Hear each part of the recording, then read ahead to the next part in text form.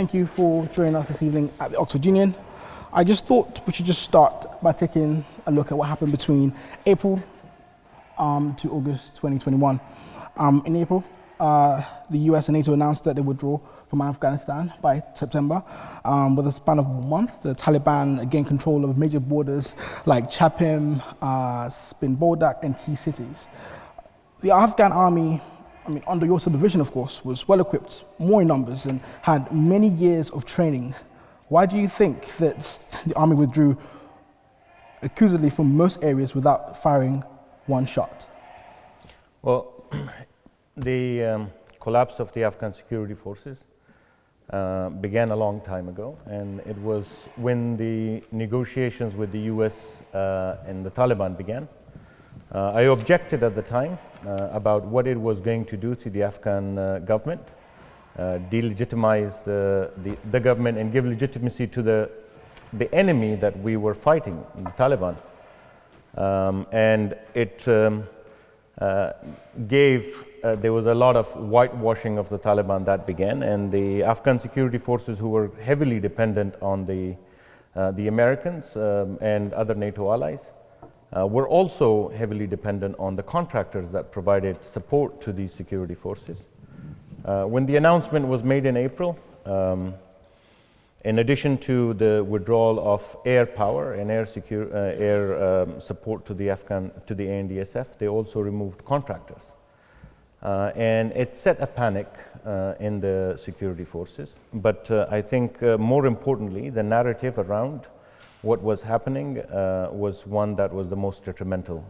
The whitewashing, like I said, of the Taliban, the signals that they are a government in waiting.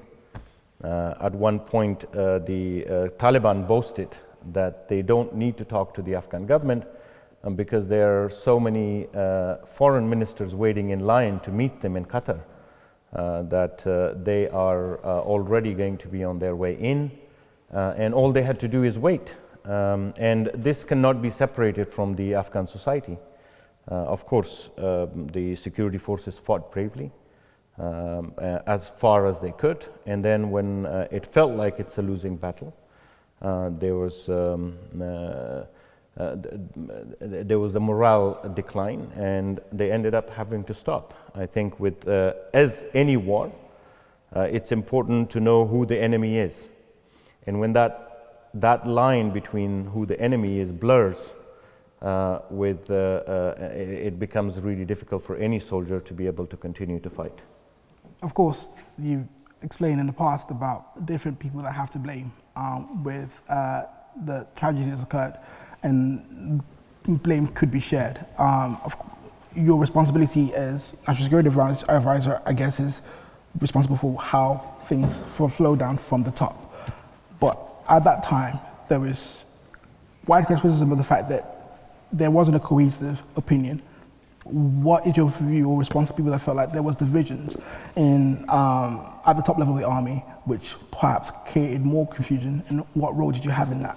Well, I think all of us, me included, the leadership in the Afghan government, the elite that provided or created the base for the government, and the republic as a whole, parliament, media, civil society, we all have this blame to share, and I think it's going to weigh on us for the rest of our lives. Those who would like to shift the blame and make it sound like it was a few individuals that were the decision makers and has to be responsible. I understand where they're coming from, but I think in the way the Republic was run, what some of the things that we're very proud of, for example, media, civil society, the political class, the elite that had created the opposition in the parliament played a sorry to significant interrupt you. Yeah. I just thought the question was more specifically about the divisions at the top of the army, and whether you thought the conflict of opinion had any effect in the reception of instructions from the lower officers. Please say that again.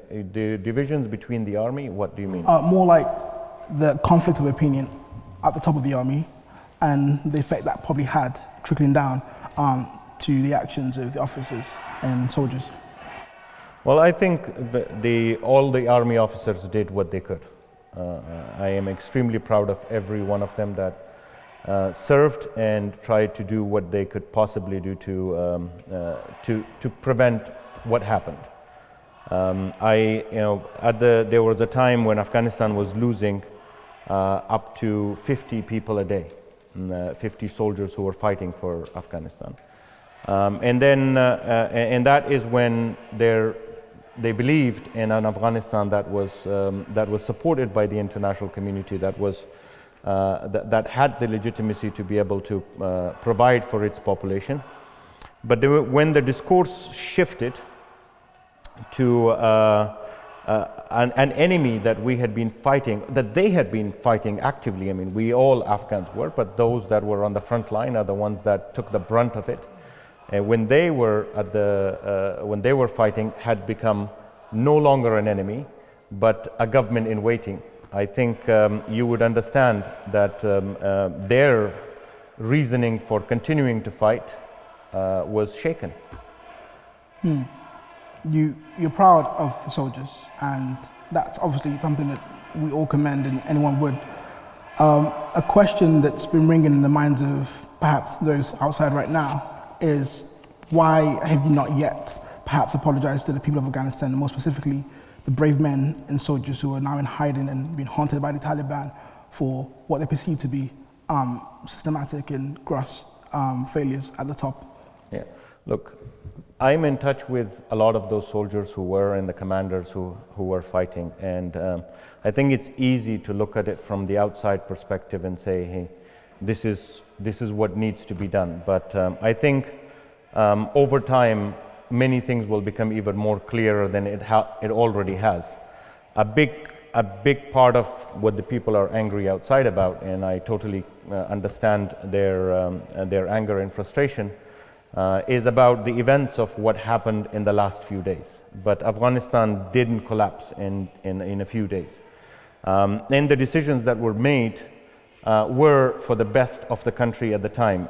There was the atrocities that the Taliban are committing right now, even today, and we have videos that those that are following from Panjshir and Andarab, and the women's protesters all across the country whose rights have been taken away from them. We were cornered to give them legitimacy. And that's not something that would have weighed well on any Afghan's lights. These things would have continued to take place, and the Taliban would have had legitimacy for it. I think what the elephant in the room is the discussion around August 15th, rather than the overall structure, because if we are to go into the details of the rest of it, there is a lot to talk about. Yeah, of course.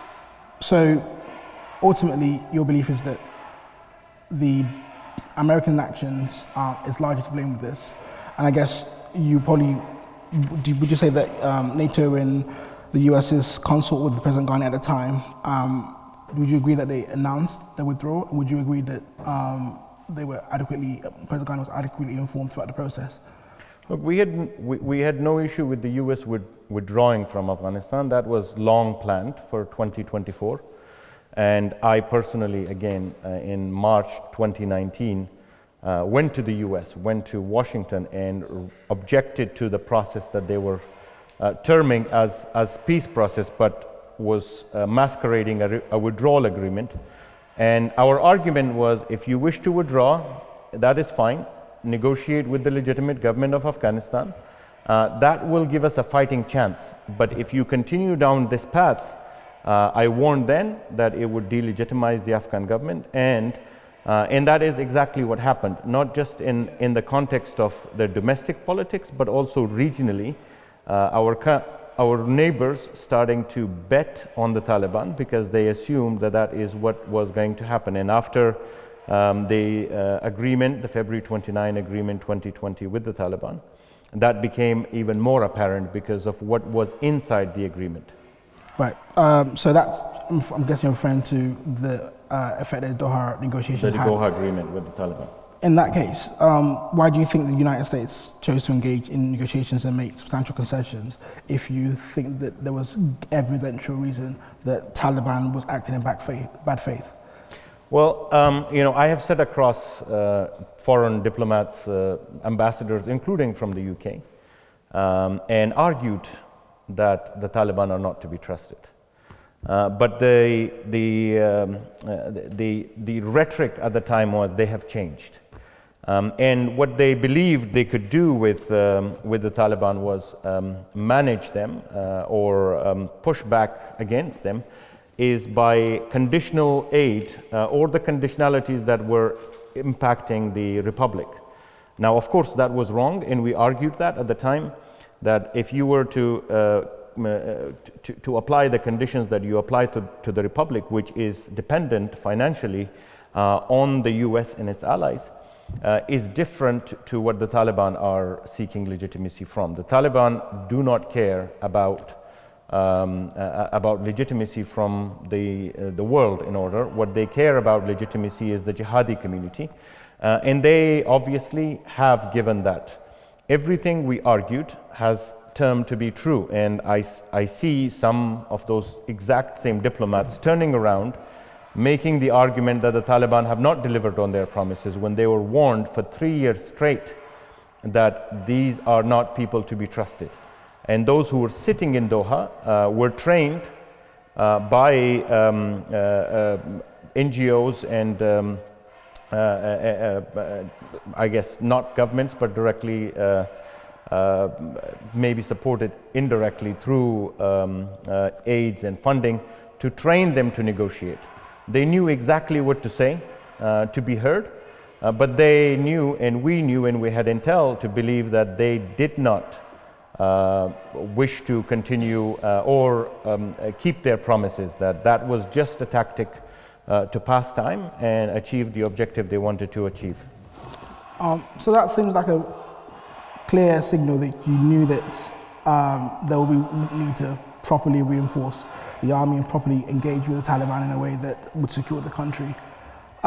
Yet we ended up in a situation where, despite your warnings, despite the fact that you even said to the people of Afghanistan that you're going to fight to the end and you won't leave, on the 15th of August 2021, you said, Mr. President, it's time to leave. This is the advice you gave Ghani at the time. Do you have a sense of responsibility and accountability to the Afghan people in light of this? I think, again, people are looking at this situation right now, not what the possibility was. I am of the generation that grew up during the Civil War.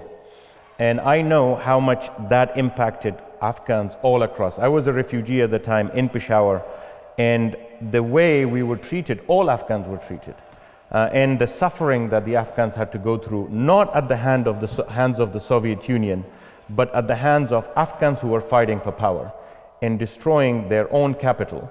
We had nothing that was an infrastructure that is required for a state to be sustained, from airport to telephone to electricity, any hospitals, anything that would allow Afghans to be able to stay in their country or even support it, had all been taken away from them during that civil war.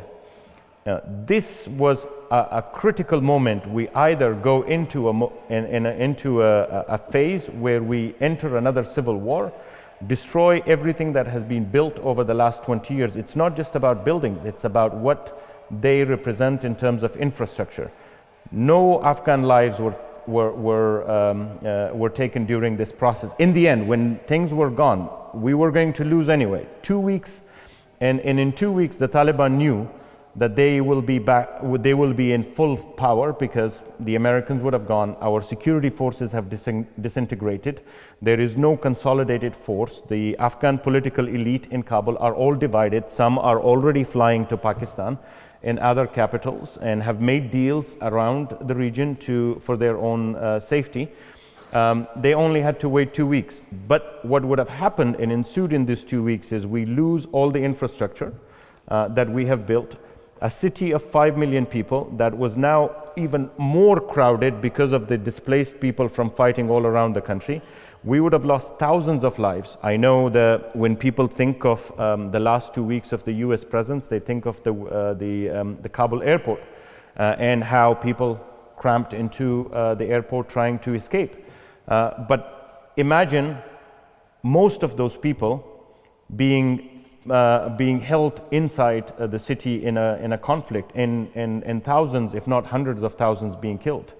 The Afghan political elite, there is a big likelihood that most of these people who are today alive and still advocating for change in Afghanistan would have been killed. And so what the decision we were making was for Afghanistan. It upset a lot of people in foreign capitals. It upset our key partner in the United States. But that was the decision that was necessary for Afghanistan. And I think in 10 years' time, the Afghans will view it differently. Just to wind back to the actual question, I recognize that there's things that are quite complicated, and you highlighted in your response that you knew already at some point that the war was lost. But the context is that you are at the top of the government. You're telling young people to go to the front lines and fight, giving them inspiration to put their life on the line for the country. You promised you wouldn't leave. Do you understand the pain and anguish that might be felt, and why people might think that you are a traitor or would accuse you of being a coward if at the earliest opportunity you tell Ghani it's time to leave? Look, I understand the emotional sentiments of it, but and especially when we're yet to hear, Afghan people express they're yet to hear an apology for this. Look, I've spoken to the Afghan people before any other interview. My first public comment, even though none of the Afghans leaders have come out to speak and talk to the people, no one was an observer. Whether these were media moguls or ministers, no one was an observer. If they benefited from the government and everything that was given to them, then they were obviously responsible at their own level. Everyone was responsible at their own level, including myself, and I have publicly said that. I'm not away from it, and me sitting here today in front of, I can see, people here who are looking at me with anger, and I am taking this bold step to be here and answer. I know the questions they were going to ask. I'm hearing the people shouting outside. I know what it is, but I think it's important that we have a constructive debate about what is going to save our country. My fight in Afghanistan, my cause for Afghanistan has not ended. It is what would have benefited at that time. An embarrassment for a country. We had lost a country, an embarrassment for a large number of Afghans, whether someone agrees with it or disagrees with it. The president of a country has a large amount of support, and to be hanged and embarrassed in front of their population would have broken the country even further and taken away the cause to continue to ask for the democratic rights that we as a people deserve. And that was a decision at that time that was available to us, and the opposite side of it would have been no good for Afghanistan. If any good came out of any good was to come out of Afghanistan, out of another decision at that time, we would have taken it.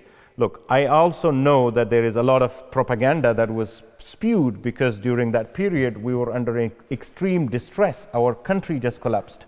There was propaganda to say there was a deal that would have saved Afghanistan. What deal? We were promised deals for the last 3 years, and every time the goalpost kept moving. The goalpost initially, when the negotiations started, that the US would negotiate with the Taliban for a few days, and then the Afghan government and the Afghans would sit across the Taliban and negotiate in good faith, and that a democratic, sovereign Afghanistan would be the result of that negotiation. None of that happened. Ceasefire was supposed to have been a cause. Ceasefire never happened. Violence increased and intensified. Secret deals, military deals were made that the Afghan security forces were not in the loop. We were told there would be no prisoners mentioned in the agreement with the Taliban, that it was not their leverage. 5,000 prisoners were not only mentioned there, we were strong-armed to release that. We were told it would not be, that is not our leverage. The continuation of violence by the Taliban was condemned, but never taken any action on. We were told not to have military operations, military offensive operations. We were stopped from that because we would have been an impediment to peace. And the Taliban kept encroaching on the Afghan capitals and provincial capitals and district centers. And so to believe So 2 weeks in, to reject to say that, the deals to believe that 2 weeks were left and the Americans were going to withdraw and the Taliban were going to negotiate in good faith at that time, and that there was a deal, if anybody believes that at that stage, I think would be the peak of naivety. I mean, President Karzai believed that. He claims that on the 15th of August, the Taliban agreed to form an interim government to oversee the handover of power, but this was, of course, prevented by the flight, the escape. Again, in 10 years, when books and history is written and a lot of people come out to be able to talk freely, because now is a very political environment, and there are states whose benefits are at stake, and people who sit here would know that politics is all local. So the domestic elections in the US and its impact is perhaps preventing some of those people who are actively on duty now. When those informations come out, you would know, and the Afghans will know better, that there was no interim government. The Taliban wanted a surrender. Okay, a surrender. I personally spoke to American officials at that time. There was no word, the word inclusive or a coalition government or all of those were gone. The word used was non-monopoly. So there was going to be a government that the Taliban are fully in control of, and maybe have a couple of other Afghans who are there just to be to give it the term non-monopoly, and then that government be legitimate. If today the Taliban government was legitimate, it had continued the atrocities it has right now, there would be no voice for us to be able to stop them from anything that we could. They would be more powerful, they would have more resources, and they would further imprison the Afghan people. Today we still have a chance. And we had to make that decision for Afghanistan. It upset people outside of Afghanistan, and they had a media campaign around it, just like they had with the whitewashing of the Taliban. And they will continue to do so because they need to deflect from what they did, which was a true betrayal of Afghanistan. And for that, if I can again recenter and focus back to the exact question posed to yourself, and trying to not holding you to account myself, but trying to understand things from your perspective of what your actions are.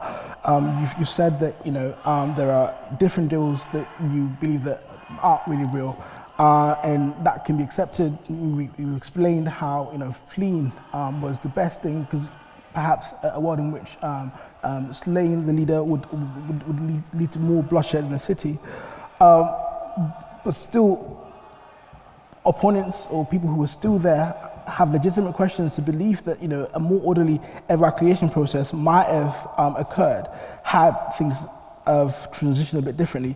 I think former Vice President Amrullah Saleh stayed to resist the Taliban in Panjshir with Ahmed Massoud. Why didn't he flee? And did you ask him to come on the plane too? If the concern is about an evacuation process that would have been more orderly, and maybe 100 or 200,000 people would have been able to evacuate orderly, then I think we've lost the point. There are 44 million people in Afghanistan. This is the current statistics from the UN. Afghanistan's population is 44 million people. And what about all of them? And the United States came to Afghanistan, promised the Afghan people democracy, promised the Afghan people a new future. At the time, the Taliban surrendered, and they agreed to live peaceful lives in Afghanistan in return for amnesty and in return for a peaceful transition. They said no. We fought. For every American killed in Afghanistan, There has been 1,000 Afghans killed. We have had close to 250,000 casualties in the last 20 years. 70,000 the INDSF, but the civilians and everybody else that could be counted reaches close to 250,000. What was all of that for? We fought shoulder to shoulder with the United States because they said the Taliban were a terrorist group or a group that supports a terrorist network. And they did not want to turn Afghanistan or Afghanistan to be turned back into a safe haven for those terrorist groups. The Afghan people welcomed that. We did not want terrorists on our ground. We did not want to be associated with them. We fought back. And then the US turns around and says, this is a long war, we are tired. And we are now going to withdraw from your country. And what we are going to do is negotiate with the enemy directly, undermine everything that you have been trying to build, pull the rug under your feet, and then leave you to your fate. So those 44 million people who have animosities with the Taliban, and given that most of the people that are currently being executed by the Taliban, that are being prosecuted by the Taliban, are not ones that were eligible for evacuation. Those were the local police, the uprising forces who fought the Taliban at their localities. These were at the village level, at the district level, and they continue to be left to their own mercy there. And so if the whole discussion is around the evacuation, I'm sorry, we missed the point. I totally appreciate the efforts of all of the NGOs and all of the people, the friends of Afghanistan that worried about their friends and tried to get them out. But what about the people they didn't know? What about their fate? So when you are in a position of authority and you're in a position, you have to think about the broader spectrum of what happens to all of Afghanistan, not just to a group of people. Yeah, and what you said about people resisting the Taliban, absolutely, to this day, and it will continue. The Taliban, resistance to the Taliban is only going to grow. This fight will grow. The Taliban also left Afghanistan, but when they came back, when politics went wrong, they strengthened. And today, with each passing day, resistance to the Taliban is going to get strengthened and strengthened, whether it's political or diplomatic. And I'm glad to see that most capitals, most of our partners who believe that the Taliban have changed, have now seen the real face of the Taliban and are changing their narrative. But also those who are going to have no other choice but to fight the Taliban back will also increase. I think we've gone way off that question. But I wanted to pick on one thing you said about how many of the people who are most affected are still left behind. And at the moment, there is a situation where we have people starving and struggling to find food, also in addition to loss of different types of liberties.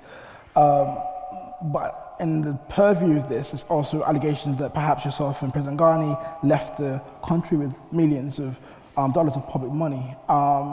With balancing how you recognize right now that, it's not just about one person or two people, it's about everyone. How do you reconcile these allegations, if they are true? And how do you reconcile that in the context of the fact that many people are left without resources that they otherwise could have access to? Okay. I've already spoken about this. I have spoken to investigative bodies like SIGAR, given the information that is necessary to do. I didn't go to Afghanistan to take money. I had a better job before I even joined the government. I made financial sacrifices. The salary I was getting before I joined the government, I don't even have right now. A year worth of it, I don't even own anymore. I'm really we sorry. went there to serve. We've got limited time. I just want to make sure that we're able to get through lots of the questions that people want to go through. And happy to, if you could answer the question as directly as possible. I'm answering your question. Yeah. You said it's allegations. It's again by the people who are trying to divert attention from the real discourse. No one at that moment was thinking about anything other than to be able to save whatever lives we had at that moment there and save Afghanistan from an embarrassment and end a war that has brought enough suffering to we people. We deny the allegations, and we don't think is that the case. You would do that. This allegation is not true, and any sane person would not believe the allegation. Okay. Sweet. Just moving on to try to think about what responsibility the government itself had in this whole affair. President Ghani and the team have been accused of being out of touch with the Afghan people, the ruling elites outside of Kabul. Was the political leadership outside Kabul consulted or taken into confidence when key decisions were being made? Look, there is always criticism of government. There is criticism of the UK government, there is criticism of the US government. All policies can be criticized, and no government is ever going to be immune to that. Whether people were sufficiently consulted, absolutely. Well, Afghanistan had a parliament, we had, again, civil society, we had the media. Opinions were reflected in all walks of life. And when key decisions were made, like the release of prisoners that we were forced to release, and it came down to those that were going to be the most dangerous to the Afghan people, the government, despite pressures from the US, did not release it without first consulting the Afghans. We held the Loya Jirga, again, under tremendous amount of pressure, but went to them and gave them exactly why they were being released. We even made sure that before we go to this Loya Jirga, we have the exact promises provided by the US Secretary of State on what it will deliver to the Afghan people. They promised that there is going to be a significant reduction in violence. They promised that there will be direct negotiations with the Afghan negotiating team immediately starting that, Ambassador, and that violence will end. I'm sorry, I was asking about the government. This is the government I'm talking about. Okay. This is the government consulting the people on all decisions that were made, that were being made. And again, like I said, whether it was key decisions, laws, or any being passed, it all went to the parliament. We had an active democracy. And so, yes, were there criticism? I myself am critical of some of the things that we did in government. I think I will continue to be critical, very critical of even my own institution. And there were 1,000 things that I wanted to do to reform further in the security sector that we were not able to do. So in terms of criticism, people are in their right to be able to criticize, and I hope that we have a debate, an open discussion about exactly what happened and have lessons learned so that the future of Afghanistan does not repeat some of those mistakes. Of course, criticism should be lobbied and then also responded to, which I think is the engagement in debate. And going much more specifically on this issue, regional power brokers such as the Datsum and Ismail Khan were essential key individuals in the resistance towards the Taliban. But of course, it is analyzed that these relationships were neglected. And as you highlighted different points and trigger turning points in how we got to the 15th of August 2021 and what everyone had to play in it, what role do you think the government neglection of the power brokers outside of Kabul had in the role of how easy it was for the Taliban to take over? Okay. I think you come to a point where it's an important point, and I'm going to take a pause back in this. The effort of the Afghan government and the international allies was to build a state in Afghanistan. Before they arrived, there was civil war and then the Taliban regime. So what we hoped for, what Afghans supported the US intervention in Afghanistan was to build a state where there isn't the rule of a few individuals, but rather laws and institutions that deliver to the people. And that was at the core of the Afghan government before President Ghani and after to build. And I think on this, the Afghans had consensus. Consensus was build strong institutions, not strong men. And that was also the agenda of the Afghan, the government led by President Ghani. And so the complaints about why individuals were not given rights or why individuals were not strengthened comes into play about why the Afghan government was set up. And so when it came to political decisions, all of these individuals had a significant sway in the Afghan government. Most of these leaders had ministers in the cabinet. Now, they themselves did not want to be ministers, but they had ministers in the cabinet. They had parliamentary members in the parliament and the Senate. And again, they owned TV stations. So they had active participation in the debate in Afghanistan. Some of these people had their sons and daughters as ambassadors abroad, as diplomats representing Afghanistan. So to say that the Afghan government was ignoring any of these is completely counter to the fact. Okay, so maybe they weren't ignoring it. Perhaps another view is that they were in the best suited position to be able to actually broker decisions, given that these relationships are quite individual and personal based. You know, yourself and President Ghani spent most of their working lives outside of Afghanistan. Therefore, do you think maybe you were the best people to run the Afghan state, in the sense that many of these relationships and the influences you need perhaps did not have the local connection or to properly exploit it? Afghanistan went through a long war, an invasion by the Soviet Union, a civil war, and a Taliban regime. In 2002, when the United States came to Afghanistan, most of the people that it brought together were from abroad. They were the Afghan diaspora, whether they were in the US, in Europe, in Rome, in Pakistan, in Iran. They were brought together under the Bonn Agreement to be able to set up the transitional government and then the elections process. Afghans, no matter how long and where they live, are living in a diaspora or as refugees, have the right. I was 16 when I came to the United Kingdom, and I was 7 years later back in Afghanistan after finishing studies here, and most of my life was with the Afghans. And while I was here, as a student, I worked with the Afghans in the diaspora here, started a student association. Most of my time was spent with Afghans and trying to better ourselves. And that is what drove me back to Afghanistan, despite the advice of my family and everybody else, suggesting that it's better to focus on a career here. There are a lot of people who take that choice, and I respect them for that.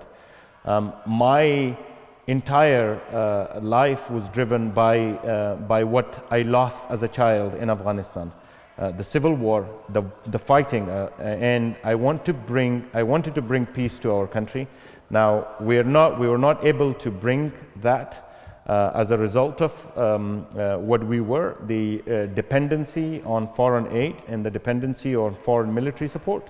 But I hope that in my generation, or at least in our lifetime, that we see an Afghanistan that is on a path to stability, where no more Afghans will have to leave their country. Thank you. I'm really keen to ensure we get some audience questions. But before I move on to that, I perhaps want to ask more about your what your perception of the relationship between the Afghan government and their neighbors are. There's been views that, criticism of Pakistan by your government. What role do you think Pakistan had in the Afghan crisis and Taliban takeover? No, I have been on public record about the Pakistani government's support, particularly its intelligence agency, and supported by the military for the Taliban. And at the time we spoke about the enabling environment that Pakistani government provides to the Taliban in Pakistan, and this is sanctuaries for them to be able to live there freely. It is about for them to be able to organize militarily, have political activity, financial activity, be able to take their injured and for treatment to Pakistan, and do that freely. Now, all of this, we argued, provided for the Taliban to be able to do what they are, to launch that insurgency in Afghanistan and fight and give them the strength. Now, since I have left Afghanistan, it has become even more clear how important it is for any activity to have foreign sponsorship. Now, the Afghans who are trying to organize politically are not able to do that in any of the neighboring countries right now. The Pakistanis are not allowing it with their close relationship with the Taliban, obviously. The Iranians are not willing to allow that their country to be used. They don't want to get into another conflict with the Taliban. The Central Asian countries are not allowing this activity. A lot of the Afghan political elite went to Turkey, and again, the government there isn't allowing the space for political organization. Right? And we, President Ghani and I went to the United Arab Emirates, and again, they are not willing to provide political space. So the space Pakistan provided the Taliban was really a lifeline. Had it not been for that space, that enabling environment, the Taliban would have not been able to sustain their insurgency for so long.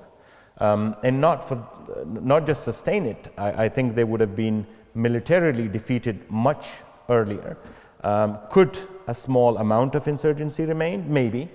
But in the large scheme of things, without this generous support that the Pakistani government provided, or Pakistani military provided to the Taliban, they would have not been able to sustain it. So.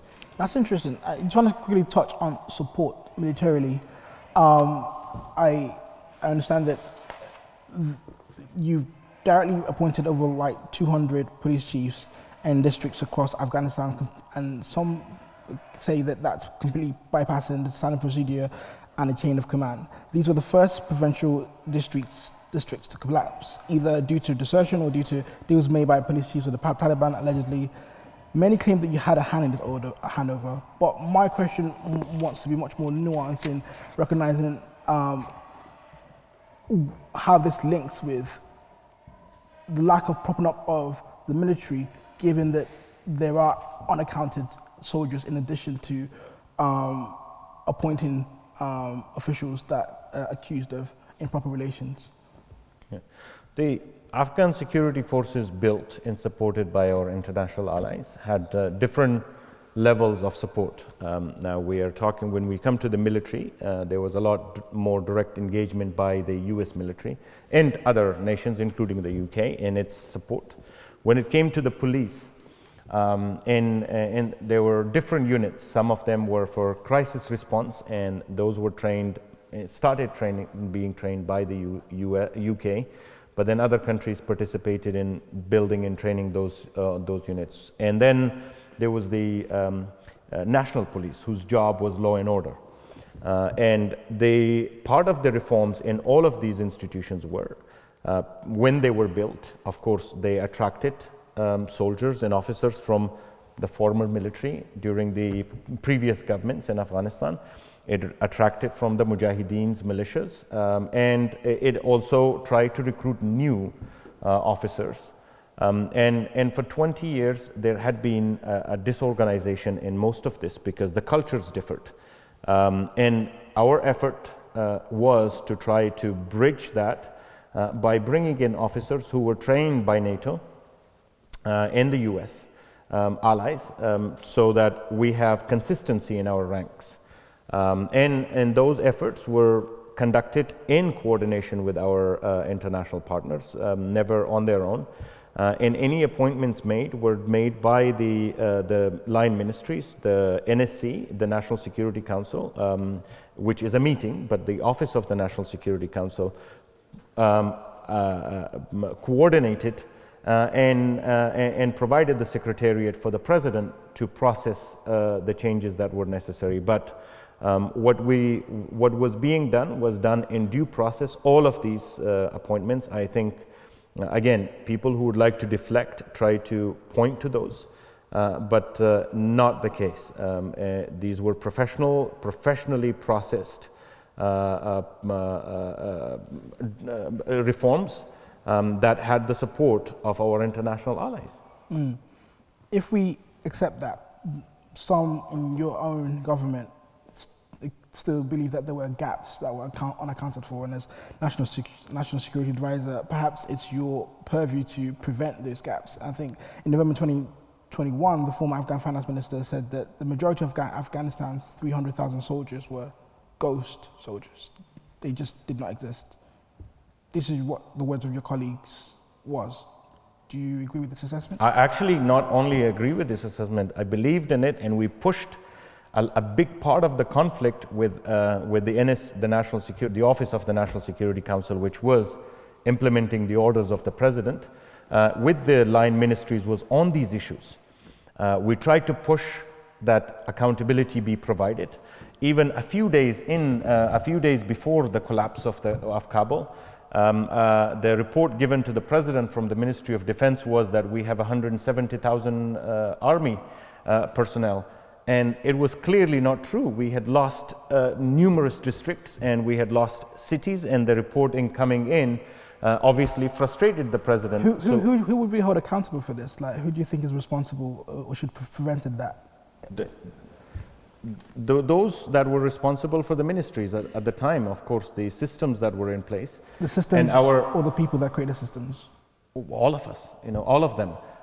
Again, I will tell you that the military had direct not supervision, but advisory from a body in the Resolute Support Mission called Sistika, which built software for the maintenance of security officers. And when I went into the Office of the National Security Council, I started to notice discrepancies in the casualties that were being reported to us. So we would get casualty reports by the Ministry of Interior and Defense that contradicted the numbers that the intelligence agency reported. So we started pushing back on that. We started making them give us not just the numbers, but giving us the names on who these people are, what their identities, but also trying to verify those numbers with the with local leaders, provinces, to make sure that the numbers being provided were right. There was obviously a big amount of corruption in the security force. This is being reported by SIGAR and our own government. And we try to reform that. So, I mean, given that response, one can empathize with the feeling from Afghanistans who feel as if perhaps it's not just the Americans. It might be that the army was ill prepared and those in charge. Who built the army? I mean, the Afghans didn't have the resources to build the army. The Afghans couldn't pay for the army. Our entire budget was income was $2 billion, not even $2 billion, and the army was spending $5 billion. That was not directly being spent by the Afghan ministries. There was a small amount of budget that the Afghan Ministry of Interior and Defense spent on their own, but the majority of that was being provided and spent by our international allies directly. So whether it was contracts for oil, it was contracts for ammunition, whether it was contracts for repair, all of those contracts were given out by Sistika, an entity that remained until the last days, and even then tried to, as it was withdrawing, was trying to shift that agency to a third country, and they did, and was trying to provide support to the Afghan security forces over the horizon. And even in the last days were not handed over to the Afghans. So, we were as frustrated by in the leadership, by the Afghan, by what was happening in the Afghan security forces. Yeah. And a big effort was put into place to reform them, to professionalize them. And it paid off to a great degree. But in 2019, when we started, that was the last offensive that the Afghan Defense and Security Forces launched. I was the National Security Advisor. I just started the year prior, and my plan and my push was give us an offensive that can go and push the Taliban to peace, to push them. We knew that we had to eventually make peace with the Taliban. Just Ambassador Mohib, like the question that I asked was more specific and about how you feel or what you respond to those people who felt as if the government may have failed them and not just Americans are responsible for it. But in the interest of time, I would like to open up to the floor. But I'll tell you this, that I recognize that Afghans. Is it okay, because we've literally not got much time? But I would have to answer that because it's an important point. The Afghans were all angry. Right? We in the government we share that. This is my whole point. There isn't a division between the public, the government, or it was all the same. We shared that same frustration. Now, just because the Afghan government didn't go and publicly state it was trying to do its job, and when it comes to crises and responsibilities. There are audience members who are Afghans. I have questions to ask you please. as well. I recognize the member with the black jacket there. Hi, my name is Sumaya. I'm from Afghanistan. I am the first Rhodes Scholar doing my second master's in international human rights law. So let's cut the chase. You talk a lot about blame game and talk about not blaming each other and moving on and hearing your side of the story. And that starts with accountability. What are you doing to hold yourself accountable for what you have done? By coming and speaking at these platforms, is this accountability? Do you think this is accountability? Shouldn't you be tried in a court? Just because we don't have a nation anymore where you can be held at a court and evidences can be provided against you doesn't mean that you're not a criminal in the eyes of Afghan public, but also that you have committed crimes. Secondly, you mentioned a lot of this information and insights all of a sudden about what happened and what you knew, how our national security forces were not capable to fight, that the army would have collapsed. All this information, why are you sharing it now? Why? Why were you not sharing it when Afghans were at the front line fighting and losing their lives? Because you had a backup plan? You knew you could leave. Why? Why now? What's the point? Thank you, Samantha. What do you have to tell to the mothers who lost their children at the front lines? What do you have to tell to them? It's not about frustration. And please, do not put this as frustration. I grew up as an Afghan refugee as well, in Peshawar, exactly where you grew up. Don't play the victim. Order. Can we allow a response from Mohib? Look. Is it okay to keep it as brief as possible so all the questions can come through, please? Your frustration and your anger. I said no. Please do not say it's frustration. Your anger. Answer the questions. Your I anger. have 2 questions. I want the answers. Your anger is absolutely justified, as is the anger of all of the mothers who lost their lives in Afghanistan. Did you lose a family member? I absolutely did. You have no idea how many of my family members I've lost. I saved a lot of members. Order, please. Okay. I understand If you this is would a very, like very an answer, emotional I'm happy situation. to give you that answer. But if you like to be angry, I'm there for you then too. The reason I'm saying this is because we went through 4 decades of war, right? And every time a foreign country that supported the conflict in Afghanistan came in and left when it suited its needs. We didn't organize ourselves. In our government collapsed. Order, please. Let's ensure we can get the responses. Our government collapsed because there was no unity of purpose. Afghan media was advertising. You're telling me why I wouldn't want to say that the Afghan army has weaknesses, because that is exactly what led to the demoralization. When Tolo News is publishing report after report after report that says the Afghan army is not capable, the Taliban are advancing, there is weaknesses in the Afghan army. No weaknesses in the Taliban. The Taliban have changed. Interviewing and giving them, parading all of that. Do you think the Afghan army looked and said that this is good for me? Absolutely not. When foreign journalists... 6 months. You did not pay the soldiers for 6 months. Answer that. We did. Again, soldiers were paid until the last day of the government. There was one set of people who were not paid, and that is the local police. And the US cut funding for it on 2020 September, and they had 3 months of additional funding that were provided. Later than that, the Afghan government tried to scramble every piece of budget it could to cover those fundings and try to accommodate all of those. Now, again, I am here to answer all of these rumors that are out there. These are not, if you think that the world, Afghanistan would have justice, if the questions that are being or the rumors that are being circulated is what we base the future decisions of Afghanistan, that I think is injustice. You think it's pleasant for me to sit here and answer to you in this anger? No, it would be much easier, like everybody else, to sit at home. To sit at home, I don't have to face you. I don't have to face anybody here. I don't have to face media. I don't have to face these tough questions. What for? What do I gain from it? I gain that we, again, do not suffer another war at the cost of our people when they and their benefits walk away. When the Afghan jihad happened, my family fought, and it was supported by the Americans, by the Saudis, by the world, because we were fighting the Soviet Union. When the Soviet Union withdrew, where were those people to help rebuild Afghanistan? What happened to all of those families? The Americans came, they promised the world to the Afghan people, to the Afghan women.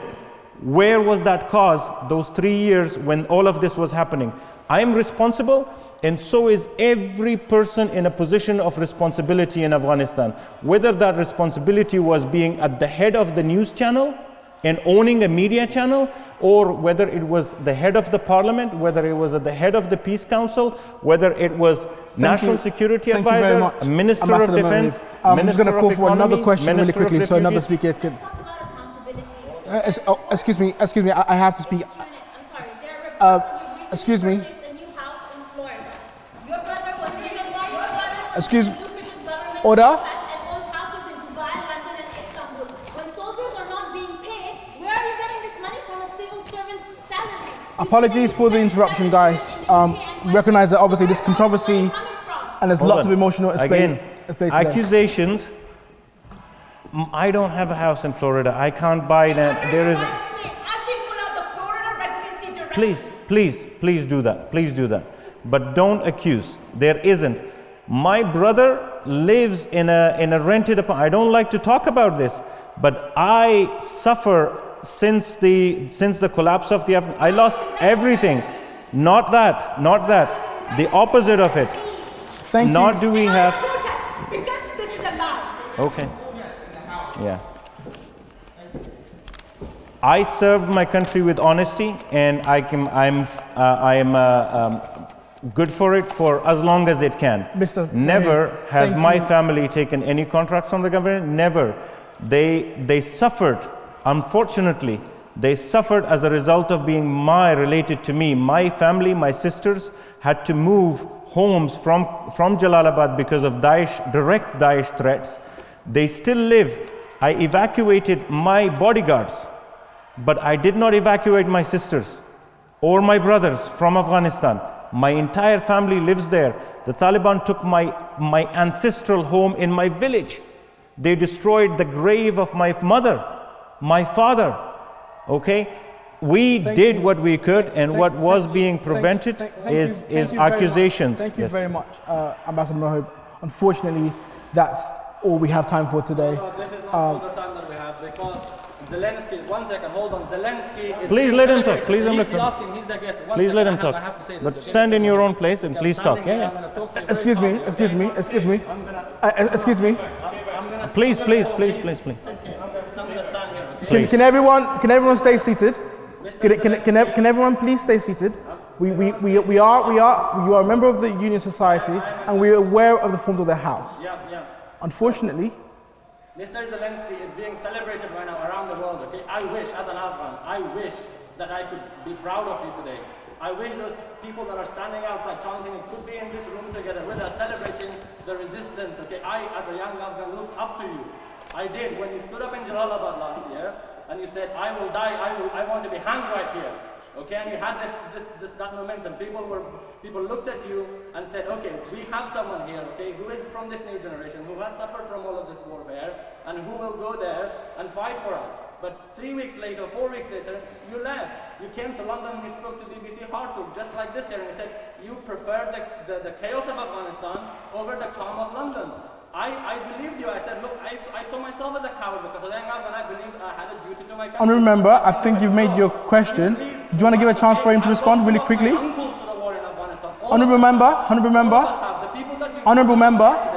The people that you brought along here with today are looking more worse than we do because this is I'm gonna take a seat, please. Can you please look at the camera? Tell my family, tell the rest of Afghanistan that what you have done to the people of Afghanistan, okay? That your part. I know that I know Sayaf is from my district, and he was as bad as everyone else. Okay? Please let him talk. I need you to say that for yours, say sorry. Say it in Farsi, for God's sake. Say it in Pashto, for God's sake. I'll give him a chance. But can I give you the answer? Can I get him? Just because this is I hope you understand. Right, okay, enough. Please could you sit down and let him respond. I think you should be proud of it. Afghanistan. Ambassador Mohib, could you engage with that? Engage, if you exactly. feel comfortable, and then we'll end this event. Exactly this question. How long has the war in Ukraine been going for? 3.5 months? The Afghans fought the same oppressor in Afghanistan for 10 years. 1 million Afghans died. Everything we had was diminished. Our culture was attacked. Our institutions were attacked. We fought. 3 months compared to 4 decades of conflict. This conflict creates more conflict. I will tell you, last year, I'm part of a cohort of young leaders across the globe that gather at time to talk about discussions. Everybody's agenda was COVID. From industry to governments, the biggest concern they had was COVID is what is infecting everything they had in their lives. You know where COVID was on the agenda for Afghanistan? Not even in the top 10. It wasn't even. Every crisis gave more crisis. Every day we woke up. It wasn't just fighting the Taliban. We were in immediate conflict, not conflict, but in a difficult position with the country that was paying for our security forces, the United States. Our own allies were telling us that our enemy has changed and that we are an impediment to peace. We had to fight because we couldn't afford to pay our starving people. People were giving us $5 billion a year to fight a war, but weren't ready to give us $50 million to pay for the food of those because of the climate, drought, because of drought. They weren't prepared to do that. We had all of what we were doing. In 10 years, my friend, you will think back, that decision saved the lives of millions of Afghans. You think fighting is easy, or fighting is hard? Not fighting is harder. Everybody in Afghanistan knows and can fight back, okay?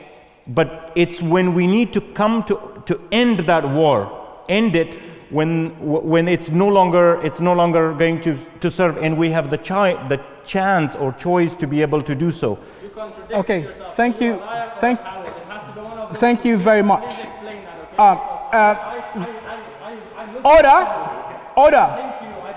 Order. Honourable member, I do not have to ask for you to be removed from the event. Please, order. I'd like to first of all thank many of us in this room who have respected the forms of the House and respected our civil society rights to debate. I understand how emotional this is for many people, but of course, we commend that the Oxford Union Society is holding this event today, allowing people to express themselves, allowing people to hold people that they want to ask questions from to account. Unfortunately, that's all we have time for today. And I'd like to thank all of you for attending today's event. And finally, I'd like to thank Ambassador Mohib for joining us. Thank you. Thank you. Before we leave, I'd like to encourage that all stay seated until Ambassador Mohib leaves the chamber. Thank you. Thank you for having me, and thank you for all to listening. Thank you.